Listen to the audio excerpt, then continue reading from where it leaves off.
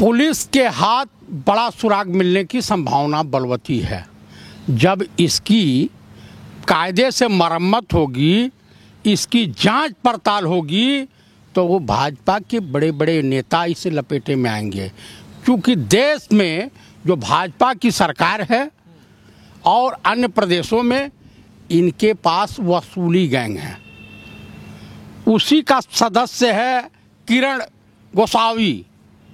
और जो बानखेड़े हैं, बानखेड़े को तत्काल प्रभाव से इसको जेल की काल कोठरी में होना चाहिए। इसके भी जांच पड़ताल होनी चाहिए कि कैसे दलित बन करके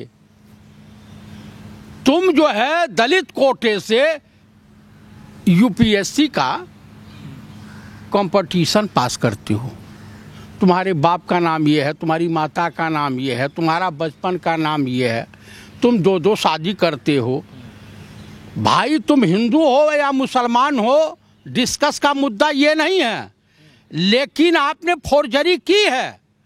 उसके साथ साथ ये ज्वाइंट डायरेक्टर हैं वहाँ के, महाराष्ट्र एनसीबी के।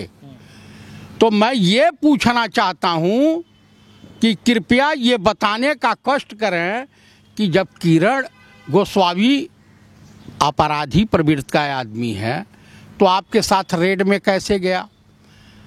ये आर्यन खान से किससे बात ही करवा रहा था?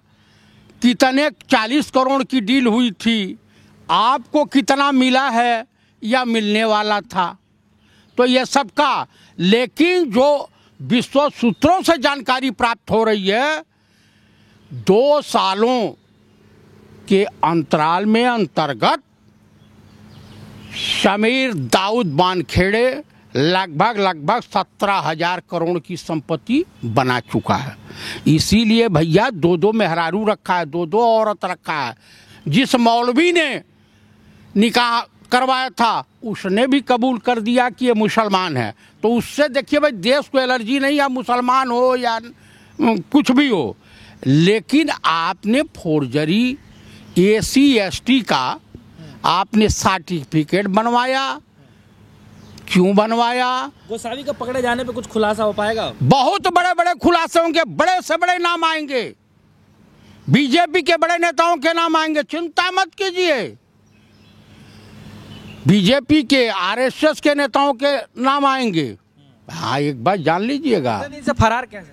फरार था, योगी बाबा के शरण में गया हुआ था, उनका चेला ही, अमित शाह जी का चेला है, नरेंद्र मोदी जी का चेला है। उन्हें पुलिस ने पकड़ लिया है, अब क्या विश्वास है आपको? विश्वास है तो महाराष्ट्र की पुलिस पे हमें विश्वास खूब है।